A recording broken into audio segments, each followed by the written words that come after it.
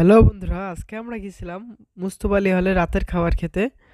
তো সামনে যে ছবিটা দেখতে পাচ্ছেন, ইনি হলেন সৈয়দ মুস্তফা আলী। আর সামনে আছেন আমাদের গার্ড মামা।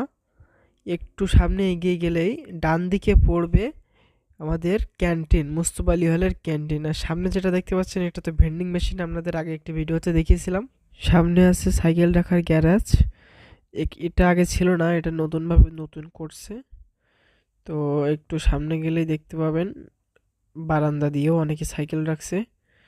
সামনে যাচ্ছে আমার বন্ধু, এখানে একটা বড় ভাই বসেছিল আমার পরিচিত। তো এটা হলো টিভি রুম, মুস্তফা আলী হলে টিভি রুম। এখানে নিউজ পেপার পড়া হয়, টিভি দেখে, ক্যারম খেলে। সামনে আছে ডাইনিং। তো এখানে রাতের খাবার খাবো আজকে, এখানে আমরা বসে খাই। আর একটু সামনে গেলেই ওখানে খাবার দিচ্ছে। আর এ সাইডে আছে একটা ফ্রিজ, এখানে হচ্ছে আবাসিক হলের ছাত্ররা, মানে আমাদের হলের ছাত্ররা ওখানে জিনিসপত্র রাখতে পারে।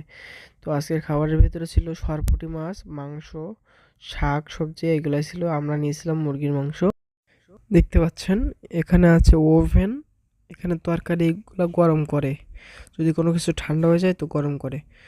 এটা হলো হাত দেওয়ার জায়গা।